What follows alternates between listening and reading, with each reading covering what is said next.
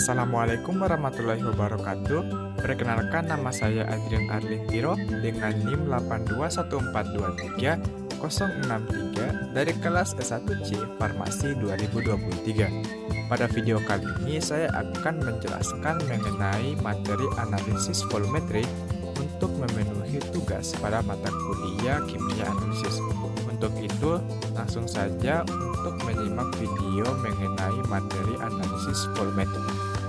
Analisis volumetri merupakan bagian analisis secara kuantitatif. Volumetri adalah analisa yang didasarkan pada pengukuran volume dalam pelaksanaan analisanya.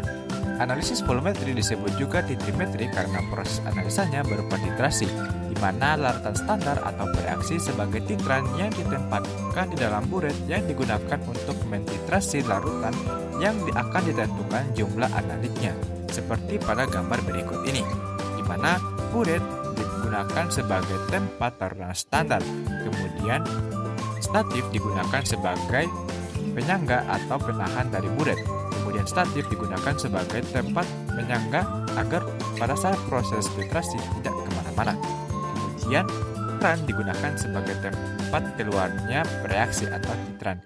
Kemudian adapun Erlenmeyer yang digunakan sebagai tempat titrat dari titik akhir metode titrasi. Reaksi-reaksi kimia yang digunakan untuk volumetri. Yang pertama yaitu asam basa. Titrasi yang didasarkan pada reaksi ini disebut titrasi penetralan atau titrasi asidi alkalimetri, yang dimana H3O+ tambah OH- menghasilkan 2H2O. Kemudian H3O+ tambah amin menghasilkan Ha tambah H2O. Kemudian B+ tambah OH- menghasilkan BOH.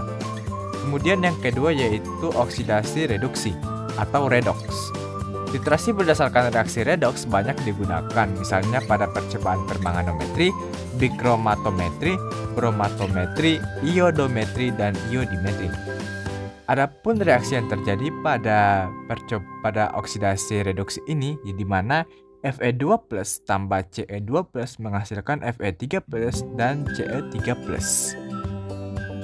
Yang ketiga yaitu pengendapan. Titrasi yang didasarkan pada reaksi pengendapan, misalnya kation perak dengan anion hidrogen yang disebut dengan titrasi argentometri atau Zn2+ dengan K4FeCN6 kali, di mana reaksi yang terjadi yaitu Ag+ tambah Cl- menghasilkan AgCl. Kemudian 2Zn2+ tambah K4FeCN6 kali menghasilkan Zn2FeCN6 kali tambah 4K+. Kemudian yang keempat yaitu pembentukan kompleks, di mana titrasi ini didasarkan pada reaksi pembentukan kompleks stabil antara ion perak dan sianida.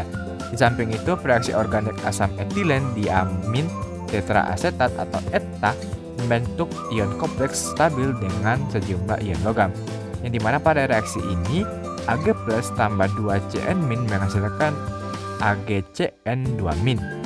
ETA tambah Ca2+ menghasilkan FeETA tambah 2H+.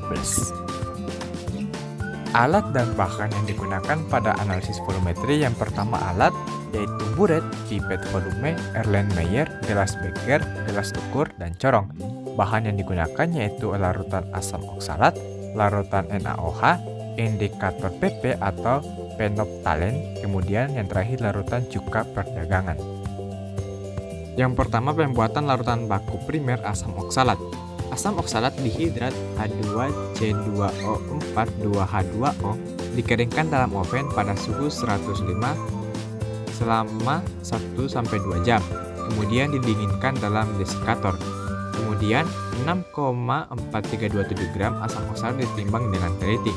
Kemudian dimasukkan dalam labu 1000 ml. Selanjutnya air sulin ditambahkan sampai tenda tera. Normalitas larutan asam oksalat tersebut dihitung sampai 4 angka di belakang koma. Yang kedua, pembakuan larutan baku sekunder NaOH, di mana pipet 25,0 ml larutan asam oksalat dan dimasukkan ke dalam Erlenmeyer, lalu ditambahkan 2-3 tetes indikator phenolphthalein. Larutan tersebut dititrasi dengan NaOH sampai timbul warna merah muda. Volume NaOH yang digunakan dicatat dan percobaan ini diulangi sekali lagi. Normalitas rata-rata dari larutan NaOH dihitung. Kemudian percobaan ketiga, penentuan kadar asam asetat. Pertama, pipet 25 ml larutan cuka perdagangan dengan konsentrasi 25%, kemudian dimasukkan ke dalam Erlenmeyer, lalu ditambahkan dengan 2-3 tetes indikator phenolphthalein. Larutan tersebut dititrasi dengan NaOH sampai timbul warna merah muda. Volume NaOH yang digunakan dicatat dan percobaan tersebut diulangi sekali lagi. Kadar asam asetat dalam setiap percobaan dihitung dan kadar asam asetat rata-rata dalam larutan cuka perdagangan disebut dihitung. Pada perhitungan menentukan normalitas larutan baku primer asam oksalat, di mana diketahui berat asam oksalat 3,1735 gram, volume asam oksalat 1000 ml atau 1 liter, berat molekul asam oksalat H2C2O4 sama dengan 90 gram per mol, di mana mol sama dengan 3,1735 per 90 sama dengan 0,035 mol.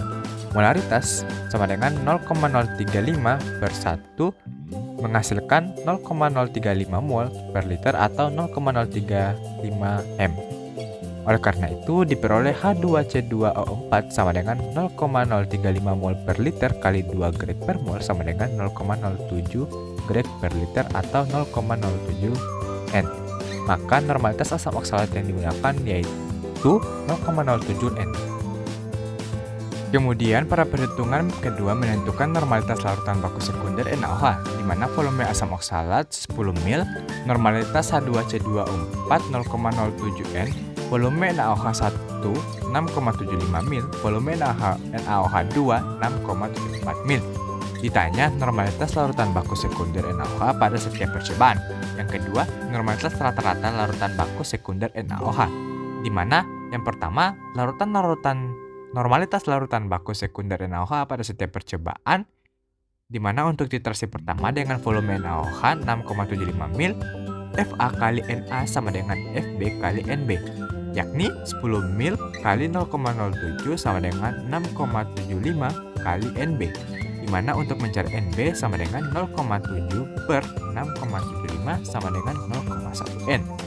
Kemudian untuk titrasi 2 dengan menggunakan volume NaOH 6,7 ml dengan rumus Fa kali Na sama dengan Fb kali Nb, di mana 10 ml kali 0,07 sama dengan 6,7 ml kali Nb, di mana untuk mengetahui nilai Nb sama dengan 0,7 per 6,74 ml sama dengan 0,1 n. Kemudian pada normalitas rata-rata larutan baku sekunder NaOH, di mana N basa sama dengan 0,1 tambah 0,1 per 2 sama dengan 0,1 n. Kemudian perhitungan yang ketiga menentukan kadar asam asetat. Diketahui CH3COOH dan CH3COO- tambah H+. Yang ditanya kadar asam asetat pada setiap percobaan dan kadar asetat rata-rata. Jawab, 1 mol CH3COOH sama dengan 1 grad, di mana pertama kadar asam asetat pada setiap percobaan, di mana dengan rumus Fp kali N CH3COOH sama dengan Vn NaOH, 10 ml kali N CH3COOH sama dengan 4,4 ml kali 0,1 n, di mana CH3COOH sama dengan 4,4 ml kali 0,1 n per 100 ml sama dengan 0,044 n.